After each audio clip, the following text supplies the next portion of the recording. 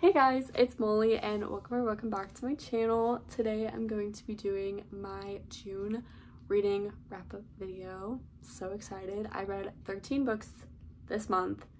So excited. 13, lucky number. Not really my lucky number. Taylor Swift's lucky number.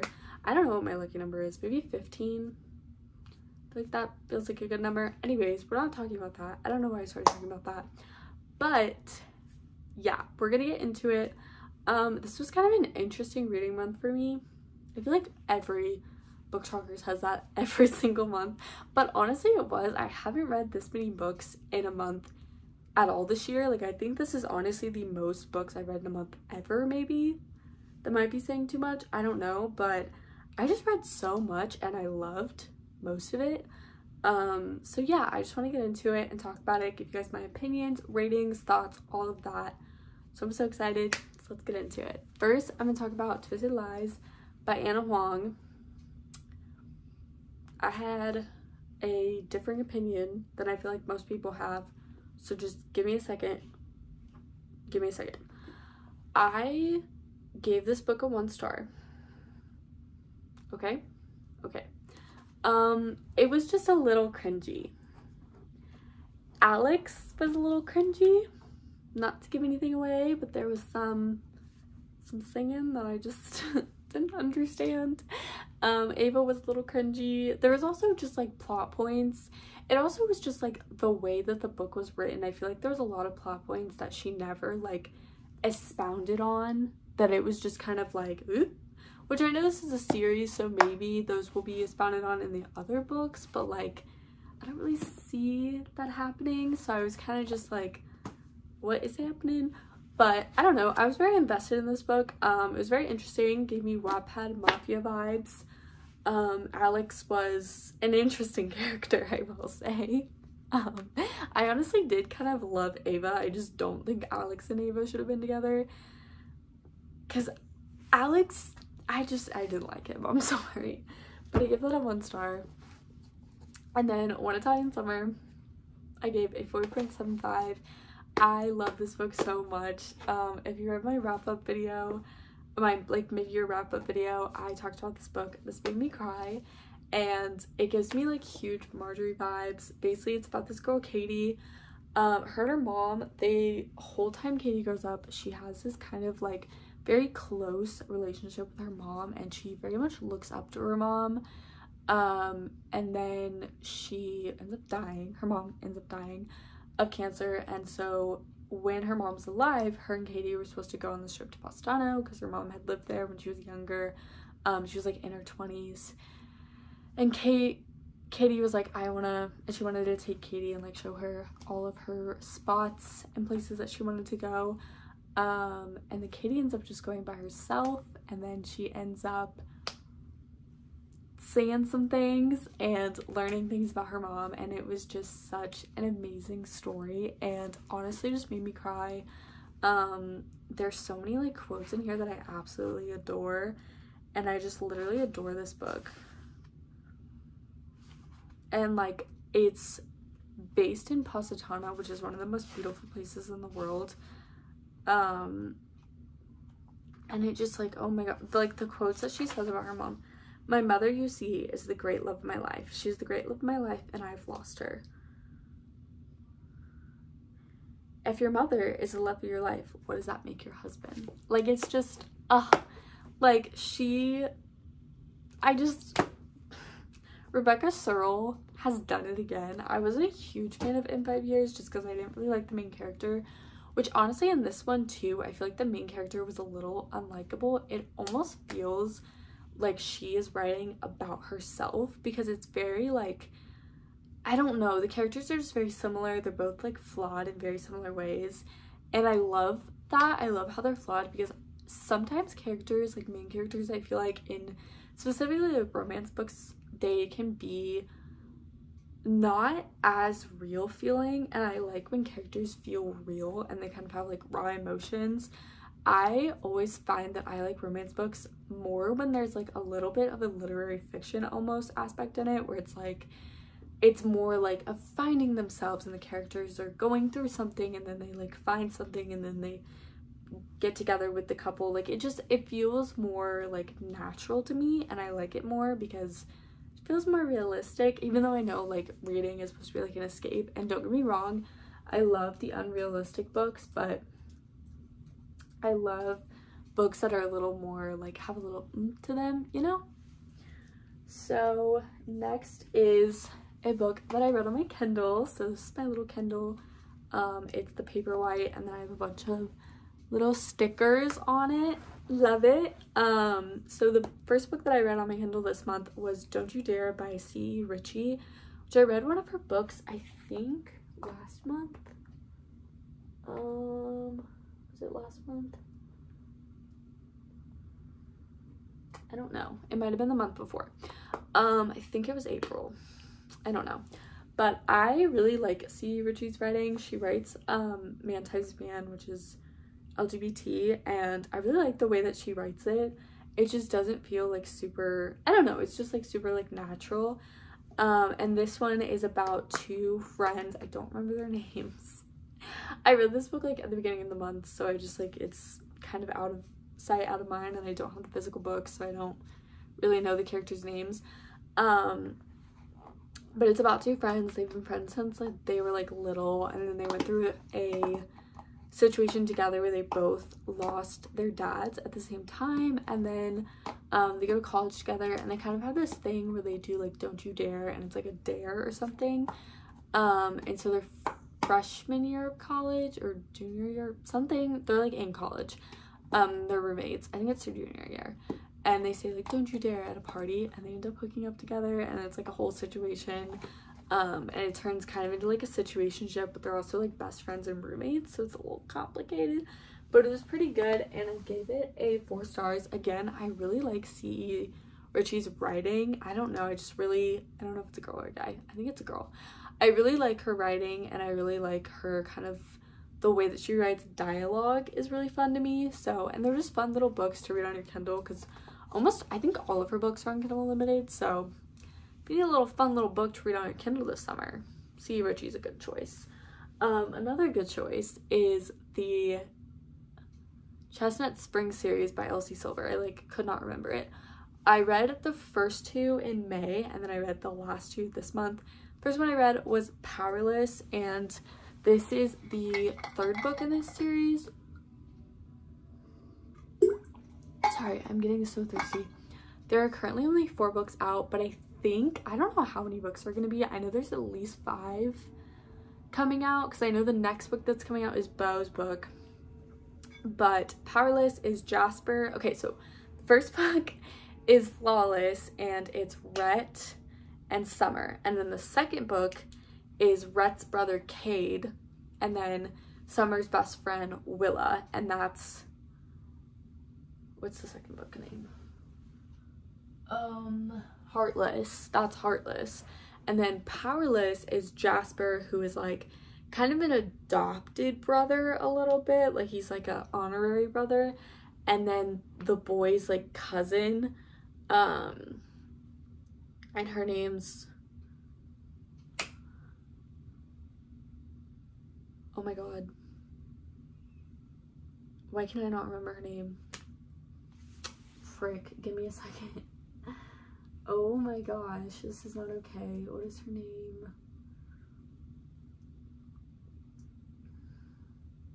Sloane. Why did I think Sloane was someone else? Wait, is that right? It's Sloane? Okay. Anyways, Sloane is like their cousin. And so Sloane and Jasper, it is a like childhood friends to lovers. They are so freaking cute. Like Jasper has he's gone through the ringer a little bit with his childhood, and his whole like actual family he's very estranged from. He does not talk to any of them. And Sloane is like the only one that understands them, and I just, give me a second. I just love them so much. And Jasper's actually not a rodeo rider. He's not a bull rider, because like a lot of the other guys in the books are like bull riders. Jasper is a hockey player, so it has like the best of both worlds. If you like hockey books, you like country books, this is the best one, guys.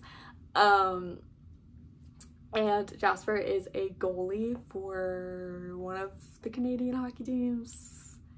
I don't know, I'm American, so can't tell ya. Love the sport though. And they get together. Sloane has gotten married because her family is very controlling. Her family's rich, her dad's very controlling. So she gets married to this guy that she doesn't really like because she has to for like a business interaction. And Jasper ends up breaking her out and they run away. And it's so cute and I love it so much. But that's that book. So I really like them. But Powerless, I gave 4 stars. Live, Laugh, Love, Powerless. Next, The Holy Grail. I finally read it. This came out in like April. Like everyone and their mom has already read this book, and I don't know why I wanted to save it for the summer. Also, this just feels like a June book to me. Like it just feels, I can't tell you why. I know it takes place in July, but it just feels like June to me. Like it's very like June, you know, very June.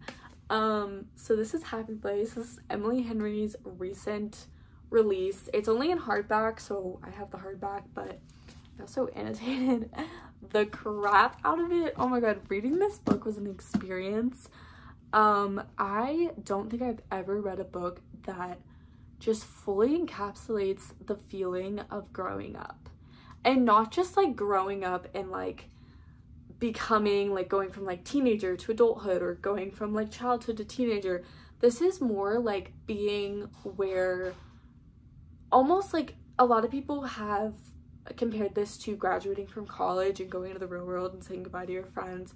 I've never done that, but the way that I relate to this book is very much just when you're growing up and you just kind of lose friendships. And it's not because of anything dramatic. It's not because, oh, like, I hate her, or oh, she did this, she did that. Because I think that's like, at least for me, that was a lot of the reasons growing up was the reason I lost friendships. But now when I'm like older and I have responsibilities and other things, the reason now is just more that like, oh, I just didn't have time. It's like you just like look up one day and you're like, oh, I haven't talked to that person in like 2 months.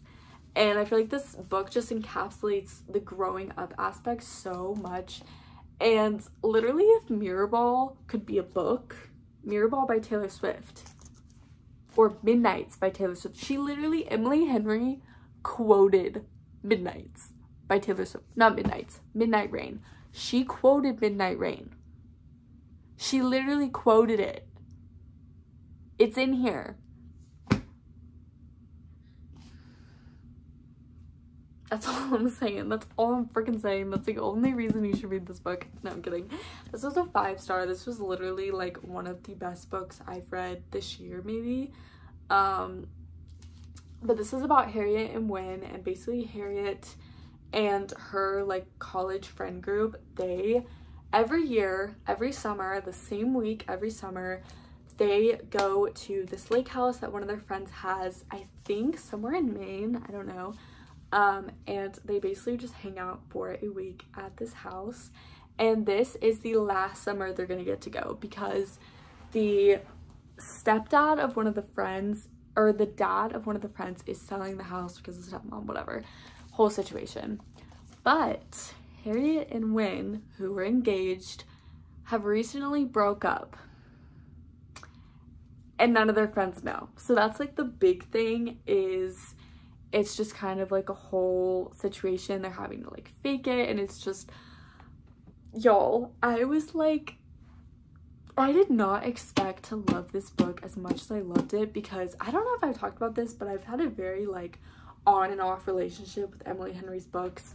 They're literally behind me, so I'm going to talk about them. Book lovers, DNF'd, have tried to read multiple times, just cannot get into it. I can't read it. People We Meet on Vacation, I read halfway through and just got very angry and couldn't finish it. So I DNF'd both of these. Read Beach Read, absolutely love that book. That is one of my 5-star books. I love it. Happy Place, also one of my 5-star books. So I don't know what happened from here to here, but this book is just so much better. A lot of people said her writing is very different. I think it is too. I think it's so much better. I don't know what Homegirl did, because I don't remember when Book Lovers was released, because I think Book Lovers was the most recent one after this. I don't know when Book Lovers came out. I think it was like 2020, 2021. So I think it's been like 2 years. So I don't know what writing camp Emily went to. I don't know like what she did, but her writing, like just like how much it has grown, crazy. It just has gotten so much better and I just love it so much. So that's all. I just spilled my water everywhere. Love. Love so much. It's got water all over my books. There's like water on it. Okay, whatever. Okay, next book is, what is it? Oh, okay. We're gonna just like try and go snappy because I'm like taking forever doing this video for some reason. Kate in Waiting by Becky Albertalli. She also wrote Love, Simon, which I love Love, Simon. If you've never read Love, Simon, go read it. I read this book for my reading Pride books for a week, but I didn't finish filming that, so it's never getting uploaded. But I really liked this book. I don't know why it's like wet. Why is it wet? Okay, I don't know. I think I like spilled something on it. What did I spill on this book? I can like smell something. Okay, whatever.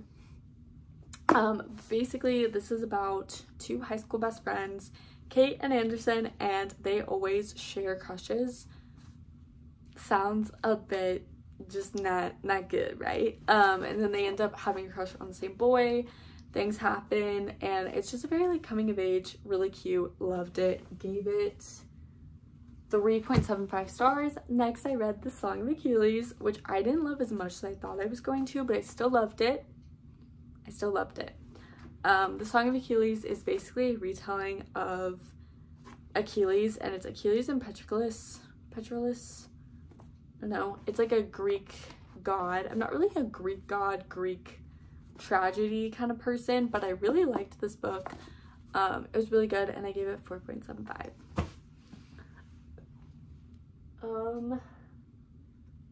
Okay, and then I reread the first 2 books in the Summer I Turned Pretty series because I wanted to get the movie covers, so I just decided to reread them. Summer I Turned Pretty comes out in 2 weeks, like the movie series, this season 2. So I decided I wanted to kind of like expound on this book. Also, the trailer just came out and it looks like they're being very, very true to the second book. So I'm really glad I reread this because I feel like I'm gonna be able to kind of compare it a little bit better. And it was honestly so fun rereading these books, especially after like watching the movie. And then I read them last summer, but I feel like I just didn't enjoy them as much. This summer I just really liked them. They're very nostalgic and they just give me the vibes of being 16 again and being in that very like vibe, you know, like just the 16 summer vibe. I don't know. But I gave The Summer I Turned Pretty 4 stars and It's Not Summer Without You 3.5 stars.